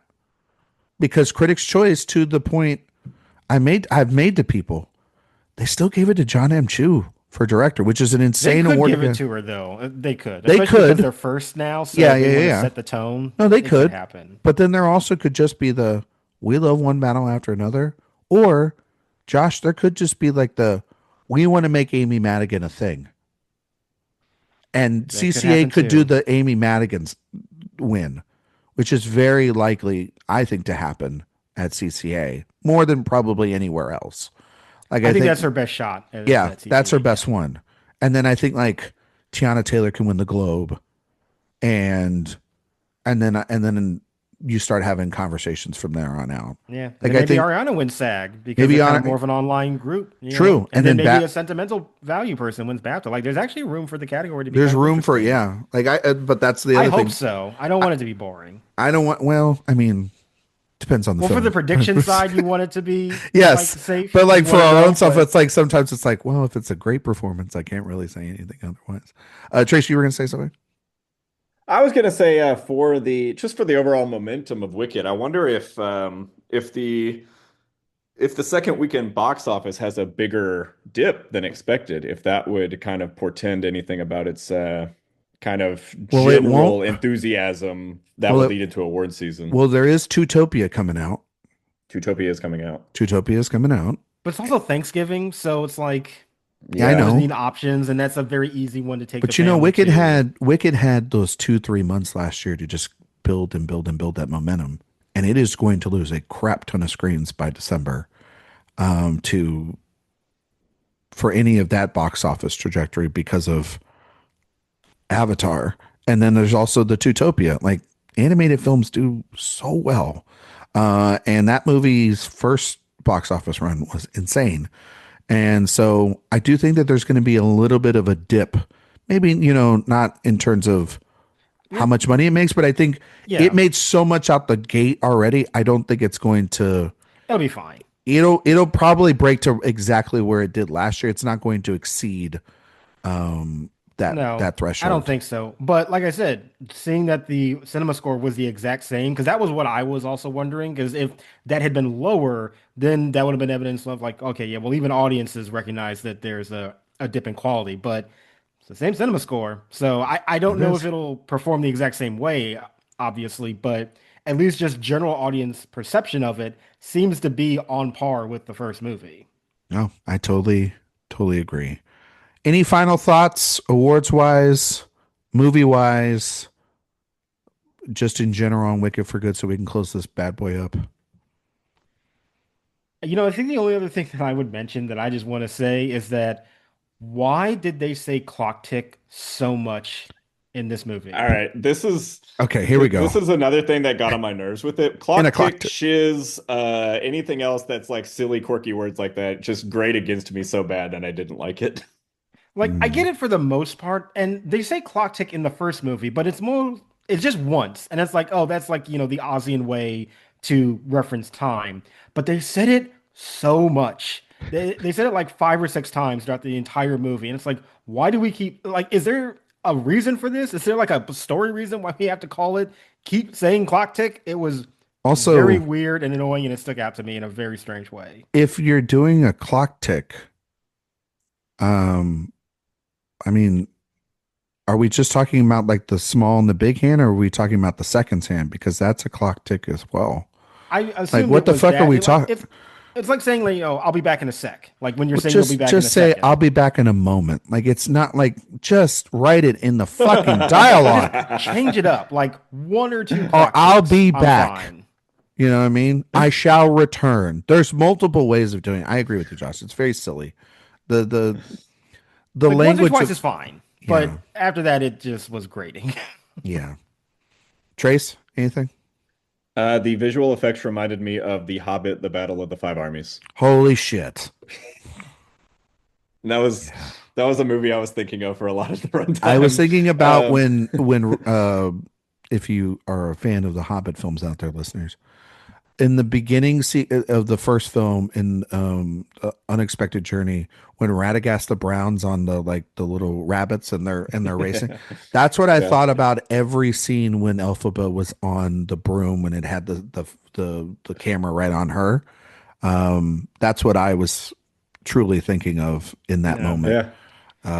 I like the tornado, though. I will admit, I did like that. Even though the one thing about the tornado scene that I found to be funny is that her just like out there being like, "Where you at, Buck?" I know that was a very like funny image to have. Like, there's a full-on tornado destroying your area, and you're just gonna go out there. That's a road just rolling down the yellow brick road, yelling for Bach. It's just maybe not the time. Maybe seek shelter right now. Can I say how upset I was to see that Dorothy's dress was literally the same pattern as the drapes of the house, and it really just made me shake my head, going like, oh, God, you really can't trust the audience. Honestly, we didn't see her feet either. Okay, but by the feet, remember when the shoes go off though, the feet shrivel and shrink underneath the but house. again, They're not supposed to be there. Yeah, I know, but I want to see the whole sequence. Like, you know what I mean?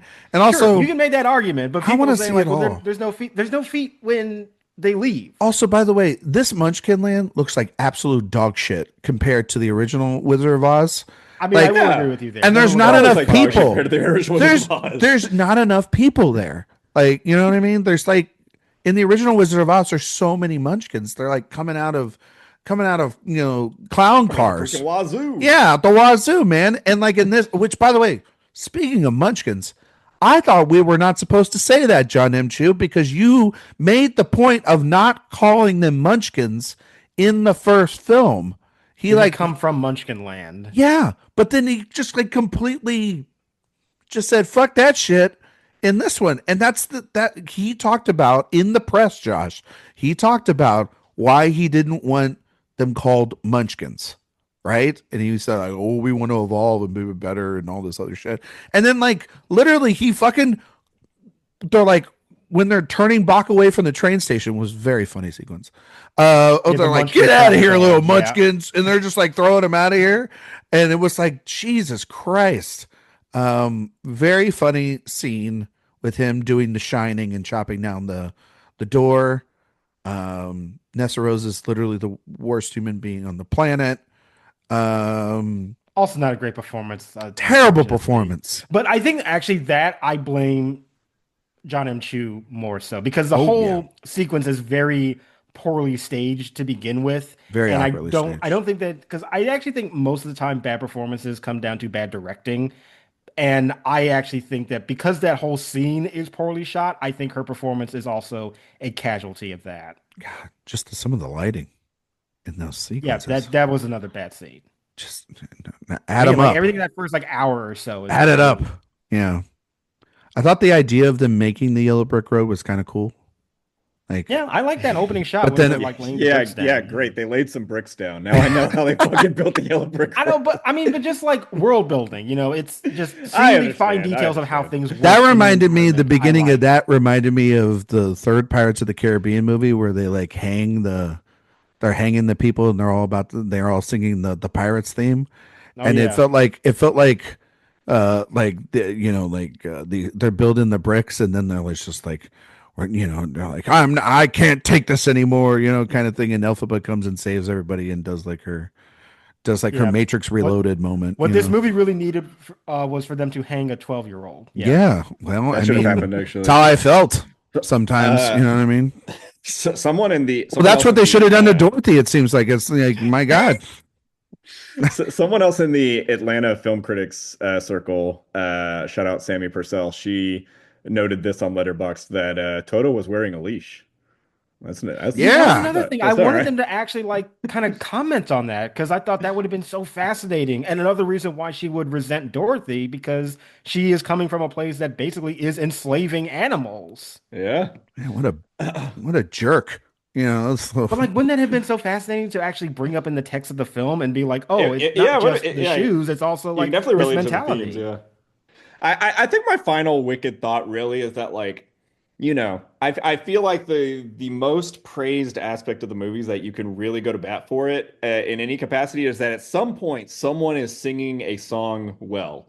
There's at some point there is a great vocalist singing one of these songs at some point in the movie, but like I can hear a great vocalist singing any of these songs at any time I want and not have to watch this version of the story. So I just don't have use for it, honestly. And I feel like that's my final takeaway from the Wicked films.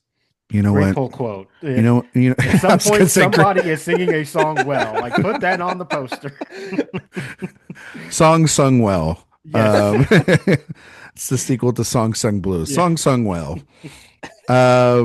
No, the movie's in theaters is making a crap ton of money.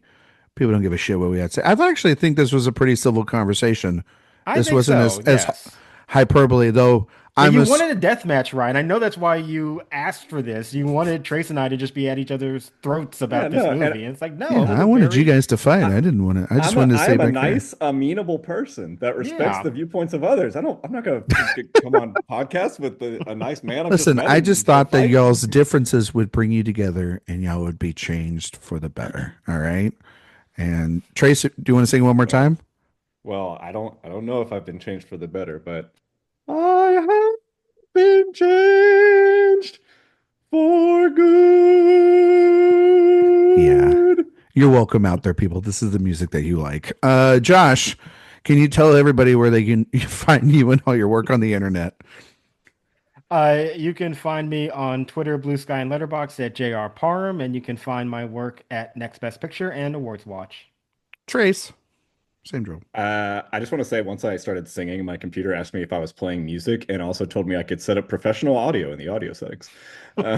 You can find me pretty much just on Instagram and Letterboxd these days at Trace Sauveur, and also writing mostly just at AwardsWatch these days, really. Yeah. Because you wrote about Now You Three Me. Yeah, I wrote about Now You Three Me. Didn't like that movie either, and also Zootopia review coming out, I guess the day after this drops. So. Okay, all right. We're looking forward to your thoughts on Zootopia. You can find me on Twitter, Instagram, Letterboxd, Blue Sky at Ryan McQuade 77. You can find all my podcasts and written work and everything else here at awardswatch.com. If you like silly shows like this, we have a sillier show that releases on Thursdays, and it's called Director Watch. And myself and Jay Ledbetter, we are in the midst of a Claire Denis movie series. We are going to be talking about 35 Shots of Rum, which is what I needed to get through this fucking movie today. I'll tell you that. A much better film in every single way than this. Oh, you don't say. Well, you never know. Some Claire Denis films are a little rougher than others. But you can find that episode releasing on Wednesday before the holiday. We're going to have an early release because everybody's going to be needing a podcast on 35 Shots of Rum before Thanksgiving. You know, get you ready for your family, for the uncles that are coming into just town. in time for the holidays. Yes. Exactly. iTunes, Spotify, 5-star reviews are greatly appreciated. If you're going to review on iTunes or Spotify after listening to this, know that it could have been far worse. And Josh, you can attest it could have been far worse of an episode. Yes. And I was very fair, and I explained why I didn't like it. But that's the beauty of film criticism out there, folks, is that it's objective, and it's my opinion, and I can have it, and you can have yours, and Josh and Trace can have theirs, and that's all okay. That's all. And if okay. you love the movie, great. We're happy for you. We're happy that you loved watching a film. We would all love that experience. Because there's not anybody out there with their biased opinions before walking into the film either. You know what I mean? So on the other side. So that never happens, Josh. So I just think the message should always be, if you watch a movie and you think like it's good, great. Great. I am never good here to you. Take away anybody else's feelings about a film. If you saw Wicked for Good and you thought it was amazing, great. And I don't even say that sarcastically. I'm genuinely happy that you watched the film and it gave you joy. That's what movies should do, and I'm happy. There were a bunch of dressed up little children at Wicked for Good having the time of their lives. They were so happy. They were running out of the theater, and I was like, you know what? Good for them. They're having everyone's. I'm glad. I have no problem with kids liking this movie because it is a kids movie. Ultimately, it's a dark fucking kids movie, but it is a kids movie nonetheless. And while you're over on the website, please sign up for the newsletter. It's the best place to get all the news, reviews, interviews, podcasts, all under one place. And that's over at awardswatch.com. Next week, we're going to be back. Josh is going to be here. I can see that because it's on the calendar. We're going to be doing the 1995 Oscar retrospective. Well, yeah, I'm required to be here for You're required to be for those. We're going to do that. And I'm going to tease the following week. We're going to be here for a 2010 Oscar retrospective. So we're doing back-to-back weeks. Oscar retrospective, and then we'll close it out with some best picture check-in in December. We're going to talk about Big Jim, and then end of the year show, right? Just in time for everybody to listen to that during the holidays and stuff. So a lot of fun stuff coming our way here at Awards Watch. Thank you so much for listening, and we'll see you all next time.